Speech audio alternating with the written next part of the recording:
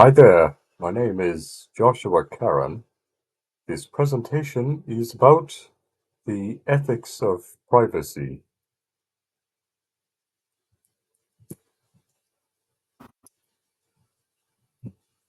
So in this presentation, we're going to be talking about the first we'll be summarizing what we went over in the presentation about IT or Internet technology or information technology.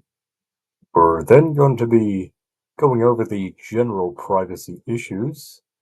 We're also going to be going over multiple recent case studies, uh, generally from the 2000s to 2018.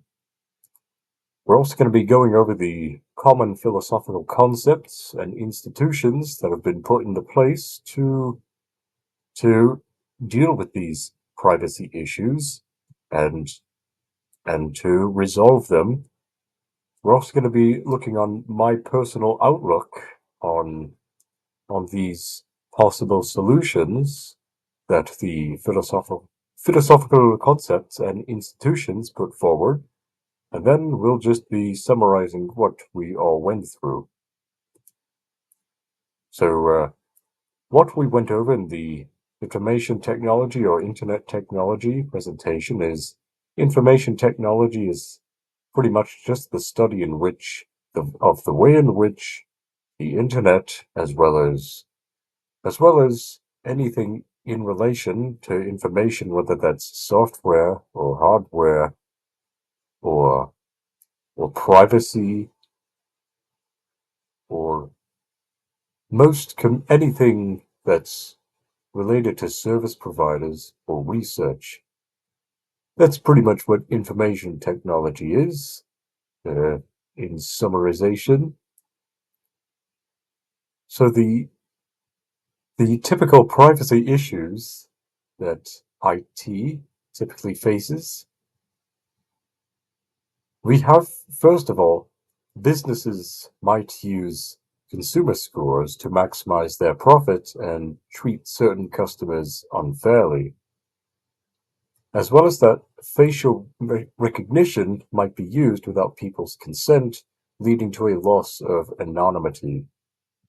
Businesses and institutions might misuse or even abuse consumers' personal data or even sensitive data in relation to consumers. As well as that, if a phone is unlocked via facial recognition software, that can be exploited if the software is hacked and the facial data is obtained. So the first recent case study we have is something called XCP. It's a program that was made by Sony. It was intended to be used for anti-piracy. However, it ended up becoming spyware. Now, this incident happened in 2005 when a user put a Sony CD into their Windows PC and they ended up getting hidden software installed, and it caused the PC to become vulnerable to worms and viruses. So in response, the US Federal Trade Commission paid Sony $150 to any customer whose PC was affected by the spyware, uh, as well as the worms and the viruses. So now we have Google Maps Street View. So this was added onto Google Street View was added onto Google Maps in May of 2007. Now, although this Street View of Google Maps was blurring out people's faces and license plates, Street View still resulted in privacy issues regarding people's location or the places they typically went to. For example, France had fined Google $142,000 in March of 2011. Other nations who who accused Google Maps of privacy violation include Switzerland, Belgium, Germany, and South Korea. The FTC now mandates that Google undergoes privacy protection checks. Next up, we have a scandal called Webcam Gate. This scandal was caused by a Pennsylvania school district that used webcams to monitor the use of Apple laptops, which were assigned to the students. The district took over 56,000 photos and screenshots via the webcams. Where it gets especially concerning is the fact that some of these photos were intimate photos of students in their bedrooms. These photos and screenshots were taken without any consent from the students. As a result, in April of 2010, the high school sophomore named Blake Robbins filed a lawsuit against the district. And as a result, in October 2010, the district had agreed to pay $610,000 as a result of the scandal. Something else that's still quite common nowadays is behavioral targeting in advertising services. So what services will do, they will make behavioral profiles from users' anonymous data. Ads are then served to the respective users based on their behavioral profile. So in 2009, the FTC ruled that advertising services must notify users when their data is being collected. And as well as that, the advertising services must allow users to opt out for a set amount of time. In addition to that, however, the FTC discovered that the advertising service called Chitika had unintentionally programmed the opt-out timing to last 10 days instead of 10 years, which is what the user had asked for. 10 years, that is.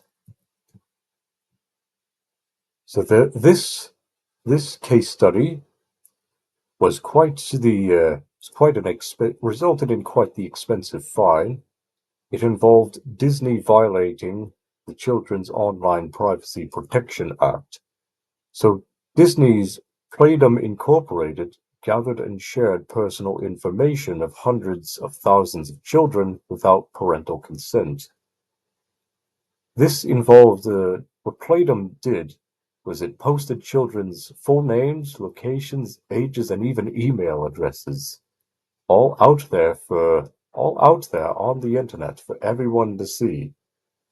And as a result, in May of 2011, Playdom had to pay $3 million in civil penalty, which is the largest COPPA fine in history so far. Next up, we have two recent examples, Lenovo and Vizio. So Lenovo is a computer manufacturing company. Vizio is a smart TV manufacturing company. Both of these companies have pre-installed software which sells consumer information to third parties without it used to do it without consumers' consent. But in 2018, the FTC had ordered that both companies must obtain consent from the users before running the pre-installed software. Lenovo implemented a security program for any of their pre-installed software, and Vizio agreed to pay $2.2 million, as well as delete any collected data, refrain from selling collected data, obtain consent from users, and implement a data security program.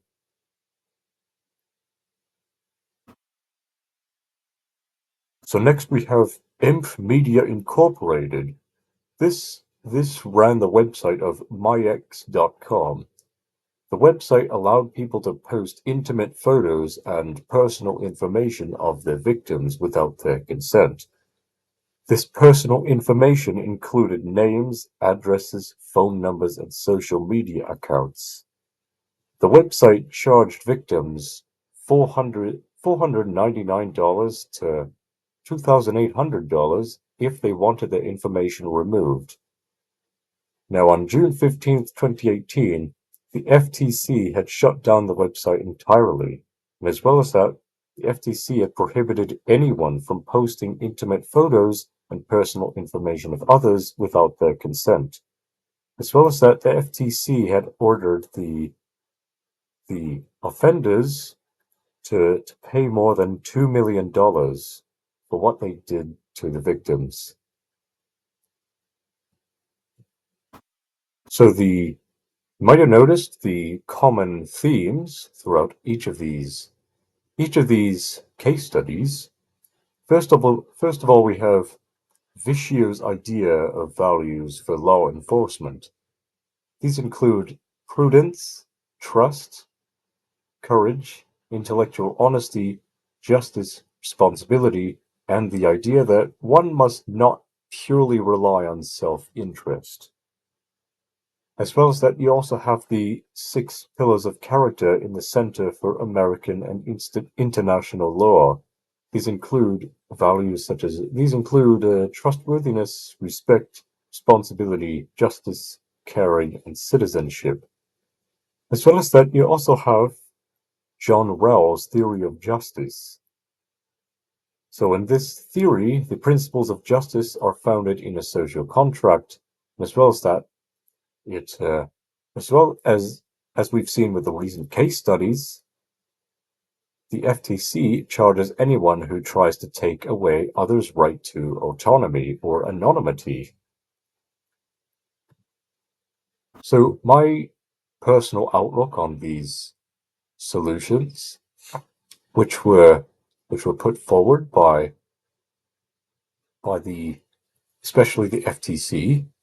First, we have my outlook on both Viccio's idea of values as well as the 6 pillars of character.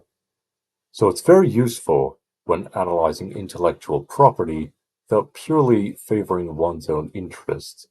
It's also crucial for maintaining fair trial, and it's necessary for building trust and encouraging responsibility in coding. They don't seem to be, at least in my opinion, there don't seem to be many ethical issues that I'm aware of in terms of the FTC, or at least any mainstream ethical issues. Same thing can also be said about how the FTC applies John Rawls' theory of justice. Social contract is necessary for data security programs, and as well as that, the FTC also maintains individuals' anonymity and autonomy, as well as gives users the right to give consent or not.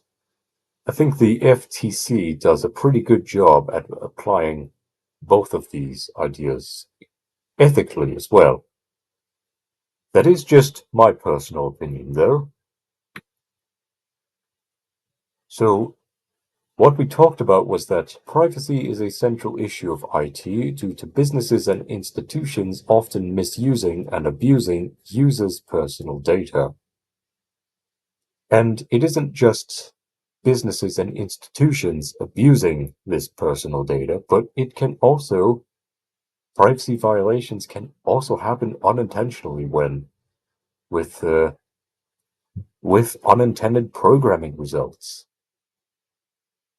So multiple ethical principles and institutions exist to protect users' anonymity and autonomy, as well as build their trust by only allowing data collection and posting if given users' consent. Now, these ethical principles and institutions also encourage responsibility in creating properly functioning code.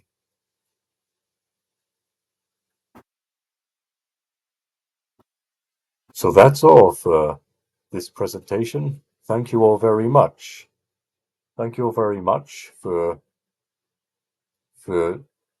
watching this presentation. Please let me know if you have any questions.